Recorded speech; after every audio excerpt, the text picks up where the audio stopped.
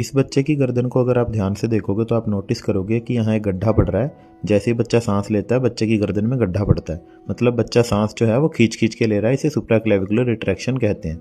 साथ में आप नोटिस करोगे बच्चा सांस भी काफ़ी तेज़ ले रहा है और इसके साथ साथ सब कोस्टल और इंटरकोस्टल रिट्रैक्शंस भी प्रेजेंट है। तो क्लिनिकली ये एस्टेब्लिश होगा कि इस बच्चे को निमोनिया है और बाय प्रोटोकॉल मैंने इसकी मदर को एडवाइस किया कि बच्चे को दाखिल करने की ज़रूरत है क्योंकि इसे निमोनिया है। लेकिन इसकी मम्मी का कहना है कि मेरे बच्चे को बस खांसी जुकाम है, यानी कि कॉमन कोल्ड है। तो आज की इस वीडियो में हम यही सीखेंगे कि निमोनिया में और कॉमन कोल्ड में यानी अपर रेस्पिरेटरी वायरल इन्फेक्शन में क्लिनिकली कैसे डिफ्रेंशिएट करना है। मोटी मोटी सी बात यह है कि अगर बच्चे को खांसी जुकाम के साथ साथ सांस लेने में दिक्कत होती है, छाती में दर्द होता है, बच्चा सांस खींच खींच के ले रहा है, तेज़ तेज़ ले रहा है, सांस लेते हुए बच्चे की पसलियाँ चल रही हैं जो इस बच्चे की चल रही हैं जिसे रिट्रैक्शंस बोलते हैं, सांस लेते हुए मुंह और नाक से आवाज़ आती है, नाक फूल जाता है, तो बच्चे को सिर्फ खांसी जुकाम नहीं है, उसे निमोनिया हो चुका है। कारण की बात करें तो निमोनिया इन्फेक्शन ऑफ लंग्स होता है जो बैक्टीरिया, वायरस या फंगस किसी से भी हो सकता है।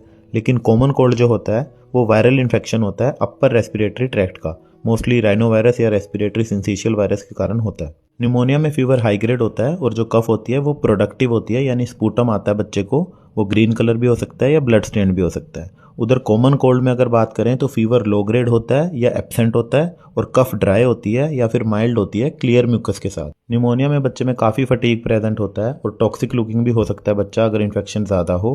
साथ में नेजल कंजेशन या रनी नोज देखने को नहीं मिलती। जबकि कॉमन कोल्ड की बात करें तो वीकनेस इतनी नहीं होती बच्चे को या होती ही नहीं है और रनी नोज बहुत कॉमनली प्रेजेंट होता है। इन्वेस्टिगेशंस की बात करें तो निमोनिया के लिए हम चेस्ट एक्सरे कराते हैं इन्फिल्ट्रेट्स देखने के लिए और सीबीसी कराते हैं इंक्रीज डब्ल्यूबीसी देखने के लिए। जबकि कॉमन कोल्ड के लिए इन्वेस्टिगेशन करने की ज़रूरत नहीं होती, ये सेल्फ लिमिटिंग होता है, अपने आप ठीक हो जाता है। ट्रीटमेंट की बात करें तो निमोनिया में हम सबसे पहले बच्चे को आईवी फ्लूइड्स और ऑक्सीजन लगाते हैं। बैक्टीरियल कोज होता है तो एंटीबायोटिक्स देते हैं और वायरल निमोनिया होता है तो सपोर्टिव मैनेजमेंट से काम चल जाता है, लेकिन कभी कभी हमें एंटीवायरल्स देनी पड़ जाती हैं जैसे कि इन्फ्लुएंजा निमोनिया के केस में। कॉमन कोल्ड की ट्रीटमेंट की बात करें तो सिम्टोमेटिक मैनेजमेंट से काम चल जाता है। बच्चे को रेस्ट कराते हैं, फ्लूइड इनटेक बढ़ाते हैं बच्चे का, पैरासीटामोल देते हैं फीवर के लिए, एंटीहिस्टामिनिक्स और डीकंजेस्टेंट्स का यूज़ किया जाता है। ये सेल्फ लिमिटिंग होता है और अपने आप ठीक हो जाता है 5 से 10 दिनों में। ऐसी और वीडियोस देखने के लिए मुझे फॉलो करें।